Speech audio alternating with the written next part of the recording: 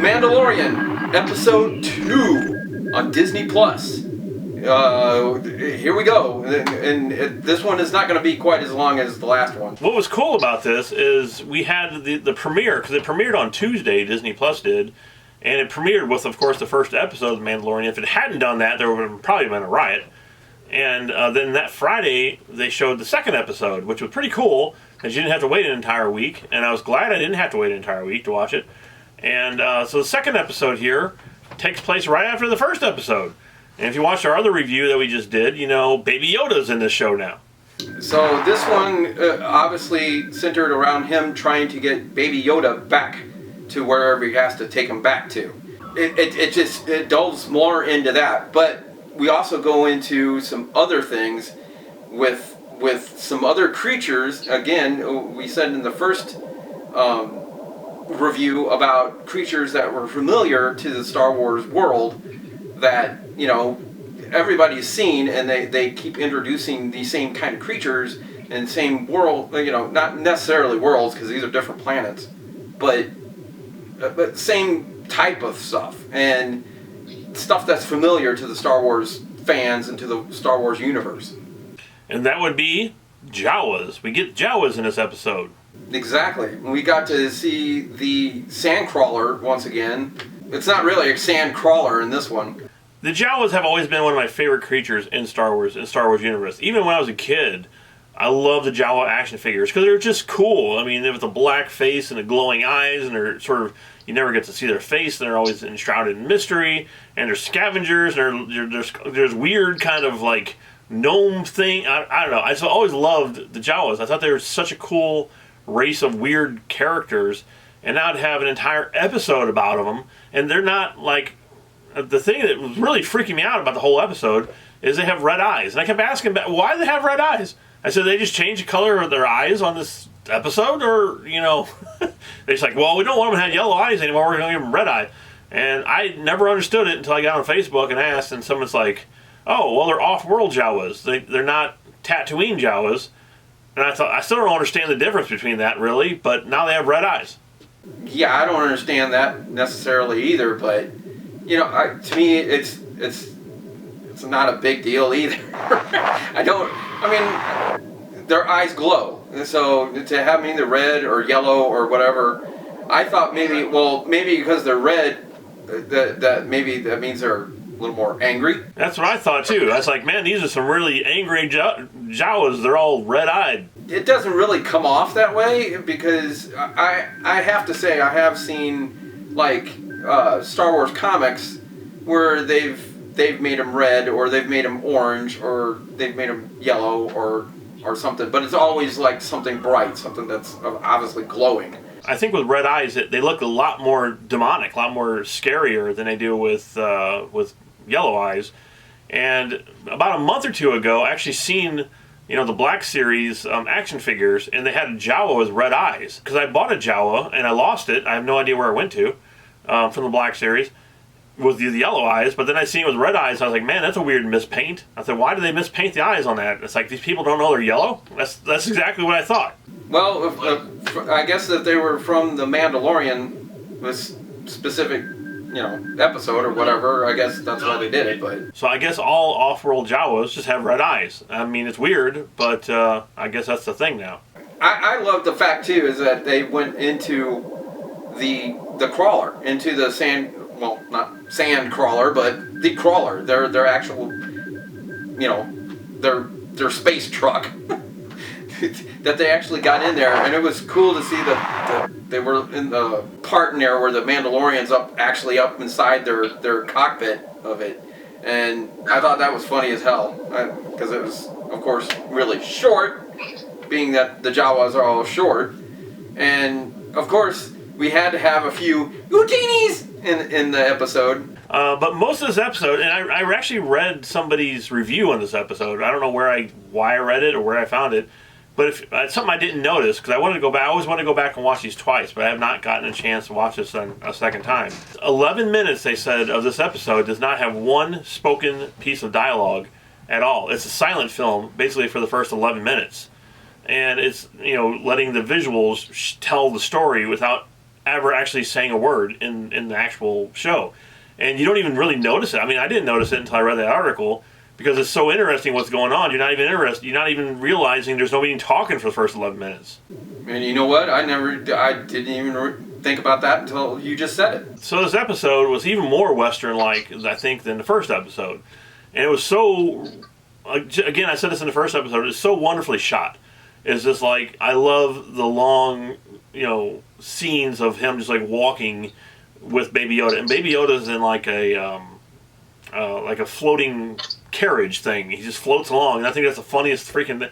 Just cracked me up every time they show him. He's like, he's just floating along, and he's there for the ride. I mean, it's just funny. It's just funny to watch. They showed a lot more Baby Yoda in this episode, and I don't want to use. I really hate using the word cute, Vince, but oh my god. The stuff they were doing with him in this episode was just like, oh my god, that's so great, that's so cool. And I don't want to, again, I don't give spoilers out for the stuff he was doing in this episode, but he did some funny stuff, and you can already tell that he cares for the Mandalorian, and I can't really tell if the Mandalorian really cares about Baby Yoda that much yet. But you can tell there's a connection starting here between the two. I love this episode. It was awesome. It was I liked it. The one thing I thought about it though was like when he finally does start going back. I'm like, okay, is he gonna go back to the character we saw in Nick Nolte's character in there, or is he? Because it seemed like he was just going back to his ship and I'm gonna leave. I'm done. I'm gonna leave. So that's what it seemed like. But then it's like he had to go back there. He finally had to go back there. So he goes, and we bring in Nick Nolte's character again. Nick Nolte hasn't done too much here lately. I don't know, but I'm pretty sure that's not Nick Nolte playing that character. He's probably just using his voice for the character. Well, maybe so, but the character kind of, it's like an Ugnaught character from like Empire Strikes Back, and he kind of looks like Nick Nolte a little bit, so I don't know. With Baby Yoda, I'm pretty sure it's a puppet most of the time. It's so hard to tell anymore with the CG as good as it is. But I think that Nick Nolte's, we need to find out what the guy's name is, because we can't keep calling him Nick Nolte's character. It looked like he had an actual mask on. I don't think that was a CG head. I think he was actually wearing a physical mask he was talking in. The funny thing is, it looks like Nick Nolte. Yeah, I mean, it was really cool, again, not just to have a CG character on screen. They could have just stuck a CG character there. It's like, oh, hey, here's a weird CG alien character for you. But they didn't. They went classic Star Wars, and they put the guy in the mask. So it was really nice looking. And that's another thing I will say about this series so far, watching these 2 episodes, and I hope it continues throughout anything that they do, and everything that they do, is that they are trying to use practical effects as well as CGI and put it together the way it's supposed to be, like used practically in the film. Where they have to use CGI, they use CGI. Where they don't, they use the practical masks. They use a practical effect of some sort, so that it's all in camera rather than, later on digitized with a computer. So one thing I want to talk about in this episode is the Mandalorian himself. I didn't get to say this in episode 1, but you want to talk about an absolute beautiful helmet this guy has on. It is like the best looking helmet I've ever seen. It is sculpted just perfect. It's perfection. It's like, they took Boba Fett's helmet, which is already cool looking, and they made it better. It's perfect. It's one of the coolest helmets I've ever seen in the Star Wars universe.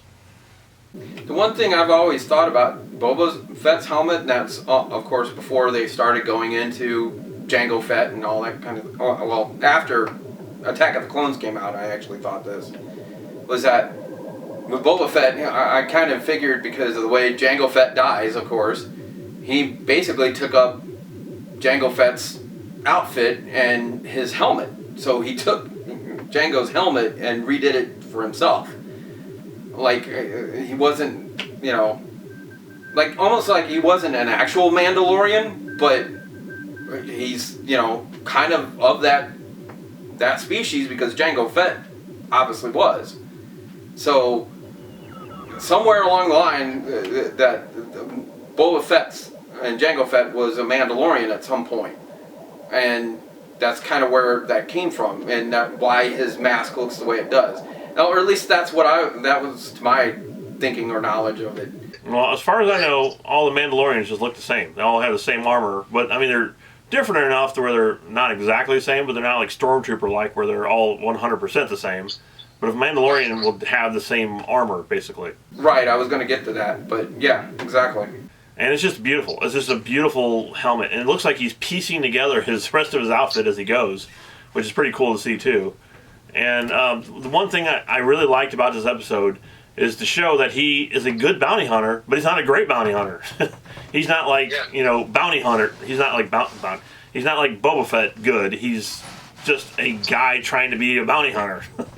I like that as well. I like he's vulnerable is what you're getting at. So overall, this is another great episode. But the only problem I had with this episode again is I wanted it. It seemed like it was sort of like almost a bump in the road to the rest of the story. It's like, okay, this stuff happens to him on the planet, but I already wanted him off the planet and going back to where he was going to. But then we get this episode and it stops him from doing that.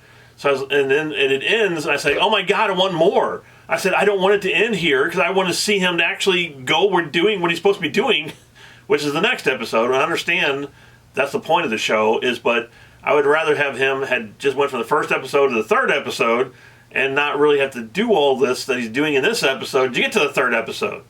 And I totally agree with that. I actually felt the same exact way. Like this was just a bridge episode to what's coming.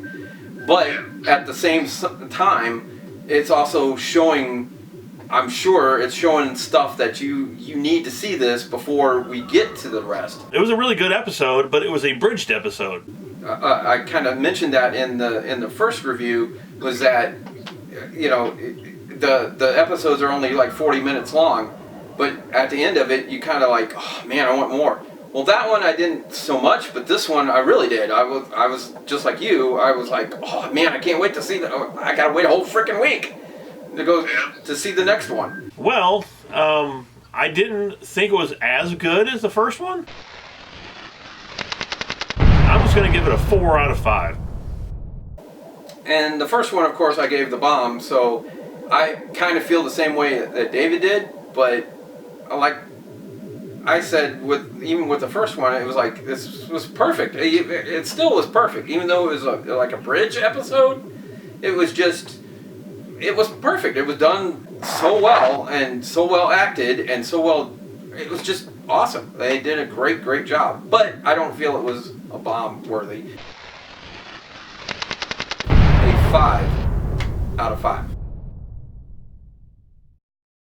It was a good episode, don't get me wrong. I liked it. It just wish it was a teaser episode to the next one. And I don't like when they do that. They do it all the time on shows, especially like Supernatural and stuff. They're teasing you for the next episode, but they're not going to show you the next episode. They're just going to tease you for it.